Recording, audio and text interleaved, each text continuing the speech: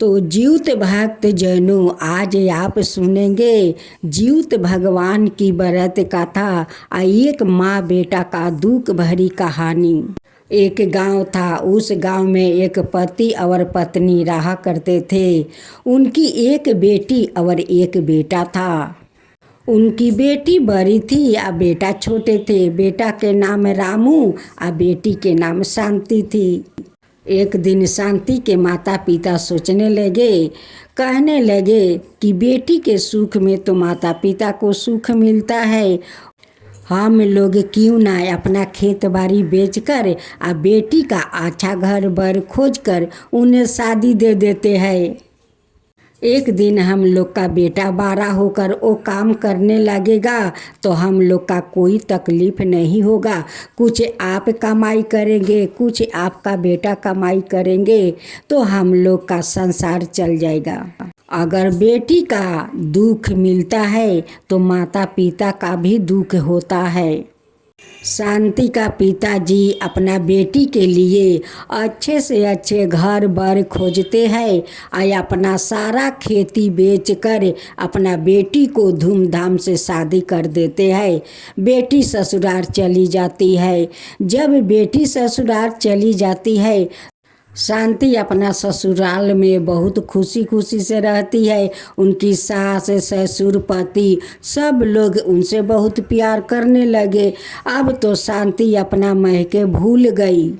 कुछ दिन का बाद रामू का पिता का मृत्यु हो जाता है। शांति का पता तो चल जाता है लेकिन शांति नहीं आती है। शांति का तो कुछ घमंड सा हो गया था कि मैं इतना सुखी घर में हूँ, मेरा परिवार इतना मानदान करते हैं, तो मैं उस गरीब घर में जाऊँ भूखे सोने के लिए? मैं नहीं जाऊँगी। वो नहीं आई। उनकी माँ बेटा मिल कर अपना पति और पिता को काम क्रिया तो कर लिया।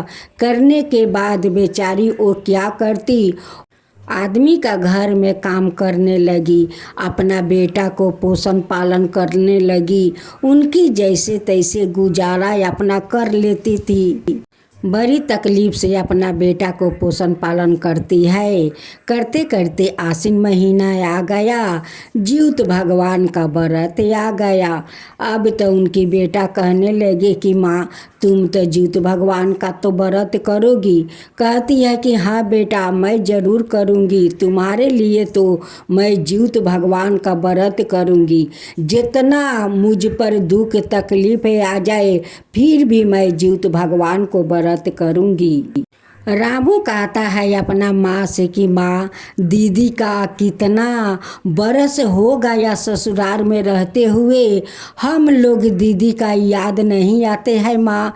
दीदी कभी हम लोग के देखने नहीं आती है कि हम लोग कैसे जी रही हूँ। रामू का माँ कहती है कि बेटा, तुम्हारा दीदी अपना संसार में उलझ गई होगी, उसलिए वो आ नहीं पा रही है। रामू कहता है कि माँ, मैं काल दीदी का घर जाऊँ। उनकी माँ कहती है कि नहीं बेटा नहीं, काल तो जीवित भगवान का व्रत है, मुझे घाट पर स्नान करने जाना होगा। तुम कैसे जाओगे? जब जीवित भगवान का व्रत हो जाएगा तो तुम पारण के दिन चला जाना बेटा। रामू का माँ जिस घर में काम करती है उस घर में जाती है। उस मालकिन से कहती है कि मालकिन, काल तो जीवित भगवान का व्रत है, अब परसों मुझे पारण करना है। मेरा बेटा अपना दीदी को घर जाएगा और घर में कुछ खाने के लिए नहीं है। कुछ आप दे दीजिए कि मैं पारण के दिन बनाऊँ तो मेरा भी उपवास टूट जाएगा, मेरा बेटा भी अपना बहन के घर खाकर चला जाएगा। जो मेरा घर में पिसान है उसे मेरा ही नहीं होगा तो तुम्हें मैं कहाँ से दूँ? लो, ये थोड़ा सा आटा के भूसी है, ले जाओ, इसे बनाकर अपना व्रत उपवास तुर लेना और उससे बेटा को भी खिला देना। कहती है कि इतना थोड़ा सा तो भूसी है, इससे क्या होगा मालकिन? कहती है कि मालकिन कुछ पैसा भी दे दीजिए।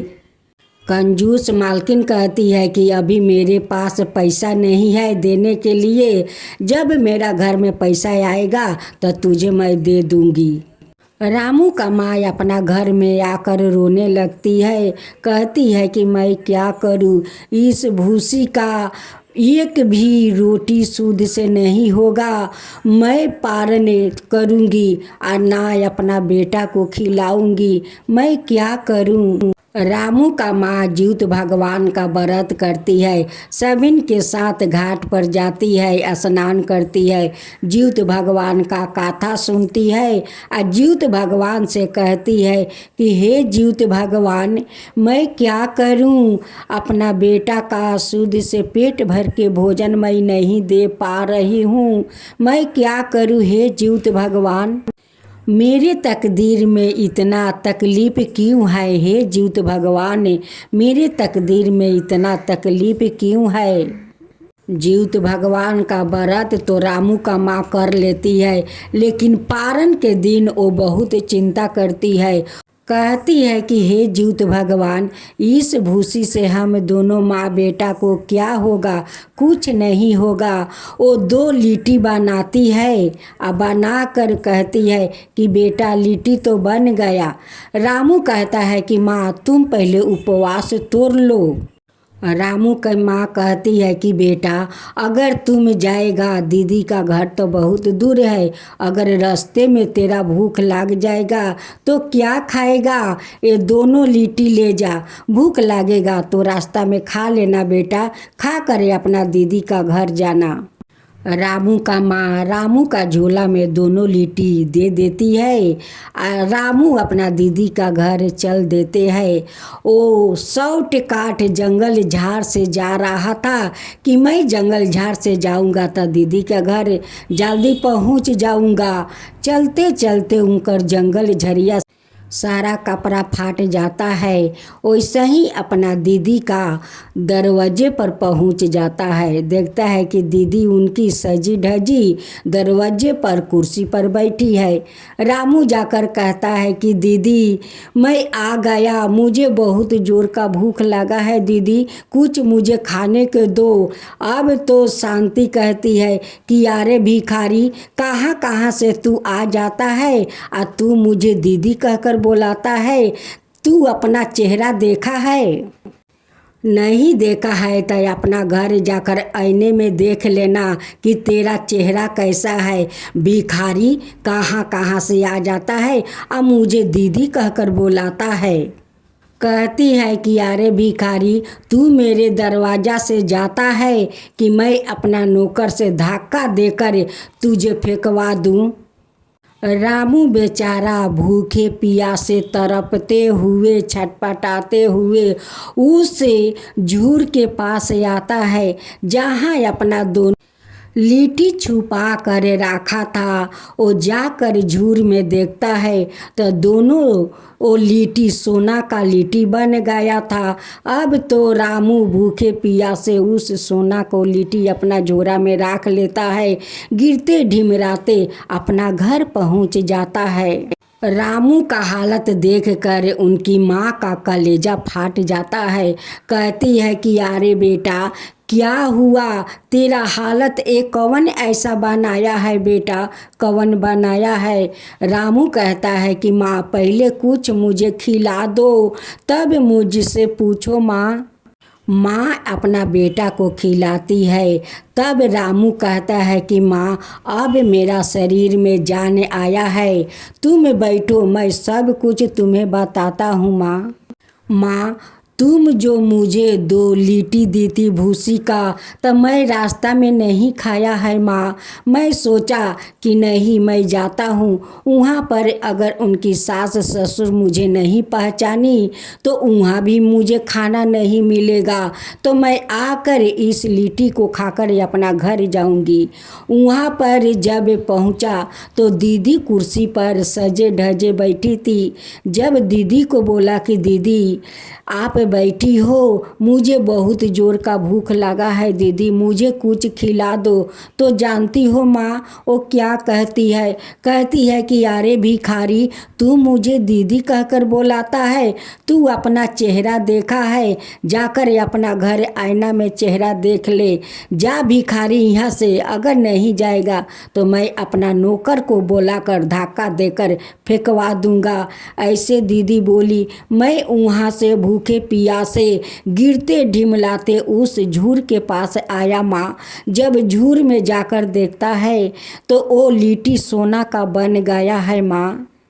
माँ उस सोने का लिट्टी से थोड़ा काटती है, दुकान पर जाकर बेच देती है, बेचकर घर में बहुत सारा राशन पानी आनती है, बहुत अच्छे अच्छे खाना बनाकर माँ बेटा पहले खाता है।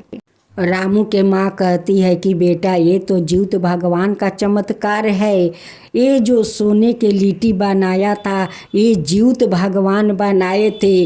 तुम्हारा दुख तकलीफ देखकर वो सोने का लिट्टी बना दिया है बेटा, ये तो जीवित भगवान का चमत्कार है, उनकी कृपा है बेटा। शांति का पति शांति से कहता है कि देखो, जब से हम लोग के शादी हुआ है तब से हम लोग आज तक ससुराल नहीं गया।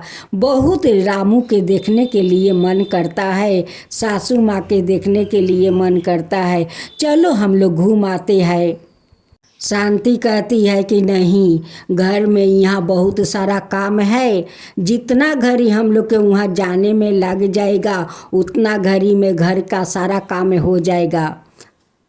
रामू का माँ रामू के लिए लड़की ढूंढती है, कहती है कि रामू मेरा तो बड़ा हो गया है, मैं अपना रामू की शादी करवा दूँ, घर में बहू तो आ जाएगी, मुझे भी ख्याल रखेगी या मेरा बेटा को भी ख्याल रखेगी। रामू कहता है कि माँ मेरे शादी में दीदी को तो इनवाइट करना होगा। माँ कहती है कि हाँ बेटा जा कर आना। रामू खूब सुंदर सूट बूट पहनता है और जो झोला लेकर वो पहले बार गया था कि उनकी दीदी दरवाजे से खेदा दिया था, वो झोला को लेकर वो अपना कंधे पर टांग लेता है और अपना दीदी को घर जाता है, अपना दीदी को इनवाइट करने के लिए। दरवाजे पर उनकी बहनोई बैठे हुए थे।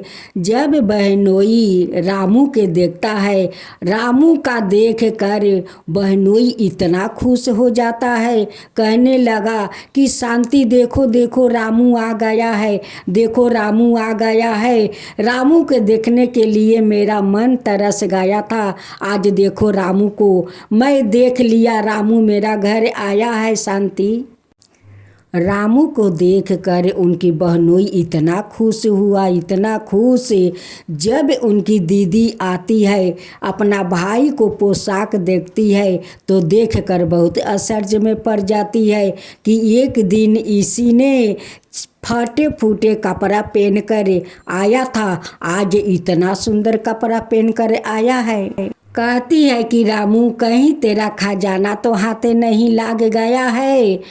कहता है कि क्यों दीदी, मैं अच्छा कपड़ा नहीं पहन सकता हूँ। उनकी बहनोई कहने लगे कि शांति कभी रामू आया था क्या? तुम जे ऐसे बात कर रही हो, लगता है कि रामू कभी तुम्हारा दरवाजे पर आए थे। कहती है कि बोलो रामू क्या बात है। रामू कहता है कि दीदी मेरा शादी ठीक हो गया है, मेरा शादी परसों होने वाला है, मैं तो आपका इनवाइट करने आई हूँ कि सभी परिवार मेरा घर आना। लेकिन रामू अपना बहनोई से अपना दीदी के बारे में नहीं बताया। वो कहने लगा कि छोड़ो, दीदी जो किया सो किया, मेरी बहनोई कितना अच्छा है। शांति अपना पूरा परिवार को लेकर अपना मैके जाती है।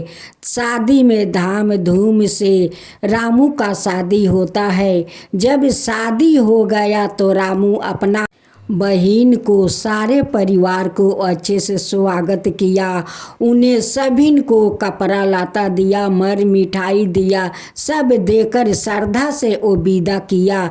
लेकिन रामू अपना बहनों से कुछ नहीं बताया, क्योंकि वो जानता था कि मेरे बहनोई तो मुझसे इतना प्यार करते हैं, अगर उन्हें अपना दीदी के बारे में बता देता हूँ तो उन्हें बहुत दुख पहुँचेगा। इसलिए रामू अपना बहनोई से कुछ नहीं बताया। शांति अपना भाई से बड़े प्यार से पूछती है कि भाई ये सब चमत्कार कैसे हुआ, इतना सारा धन तेरा घर में कैसे आया। भाई कहने लगा कि दीदी ये तो जीवित भगवान का कृपा है, उन्हीं का कृपा से तो ये सब हुआ है। एक दिन तुम्हारा घर में गया था, लेकिन तुम तो मुझे नहीं पहचानी, भिखार समझकर खेदा दिया था।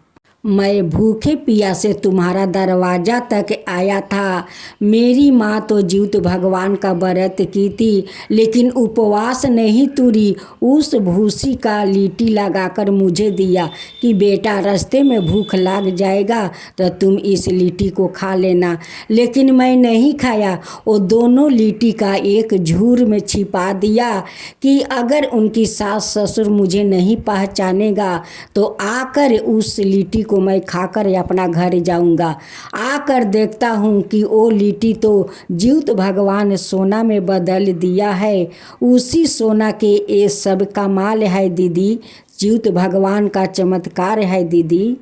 हे जीवित भगवान, जैसे आप उस रामू पर कृपा किया, उनकी माँ पर कृपा किया, वैसा ही सबका ऊपर कृपा कीजिए हे जीवित भगवान, सबका ऊपर कृपा कीजिए हे जीवित भगवान।